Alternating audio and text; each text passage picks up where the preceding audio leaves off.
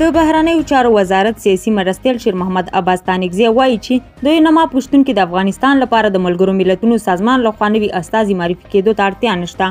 ښاغلي ستانکزی ټولنیز ته وایي چې اوسنی نظام ځواکمن او پیاوړی دی او د افغانستان په تړاو غونډو کې باید یوازې د سرپرست حکومت استازي حضور ولري. د بهرنیو چارو وزارت سیاسي مرستیال په دې هکله څرګنده کړه د ملګرو ملتونو ځانګړي استازي په هغه شرایطو کې ټاکل کیږي چې په یو هیواد کې کړکېچن حالت او ستونزې وي، خو په افغانستان کې هیڅ ستونزه نشته او ورته مهال دلته د نما دفتر شتون لري، د ملګرو ملتونو استازي شتون لري. هغوی هم په سیاست او هم د بشري مرستو په برخه کې له موږ سره همکار دي. په دغه وخت کې موږ بل ځانګړي استازي ته اړتیا نه وینو چې له هغې بله ستونزه جوړه شي.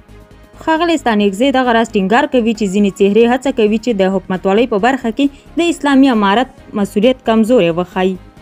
شیر محمد عباس ستانکزی وایي ځینې وختونه په ځینو کنفرانسونو کې د دې لپاره چې زموږ مسؤلیت کمزوری وښایي ځینې کسان چې نامسؤله دي او په افغانستان کې هیڅ مسؤلیت او هیڅ ملاتړ نه لري او نه د افغانستان خلک له هغوی سره دي ځینې کسان رابولي چې هلته شخړه او ستونزه رامنځته کړي. له ملتیا مو مننه.